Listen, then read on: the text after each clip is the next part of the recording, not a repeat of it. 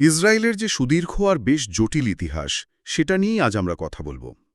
আমাদের হাতে থাকা নানা উৎস থেকে আমরা চেষ্টা করব একদম প্রাচীনকাল থেকে বর্তমান সময় পর্যন্ত মূল ঘটনাগুলো আর ঐতিহাসিক মোড়গুলো একটু ছুঁয়ে যেতে, যাতে আজকে ছবিটা বুঝতে সুবিধা হয়।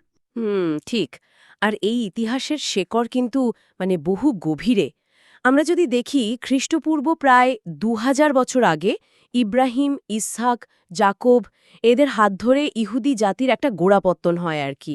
আর ক্যানান দেশটা তাদের কাছে একটা প্রতিশ্রুত ভূমি হিসেবে পরিচিত হতে থাকে। হ্যাঁ, তারপর তো সেই মিশরের দাসত্ব আর মোজেসের নেতৃত্বে এক্সোডাস বা দেশত্যাগের সেই বিখ্যাত ঘটনা। ক্যানানে ফেরার পর একটা সময় আসে যখন রাজা সল, তারপর ডেভিড ও সোলোমন এদের অধীনে একটা একীভূত রাজ্য গড়ে ওঠে। ডেভিড তো জেরুসালেমকে রাজধানী করলেন, আর সলোমন তৈরি করলেন প্রথম টেম্পল, যেটা ইহুদিদের ধর্মীয় জীবনে একদম কেন্দ্রে চলে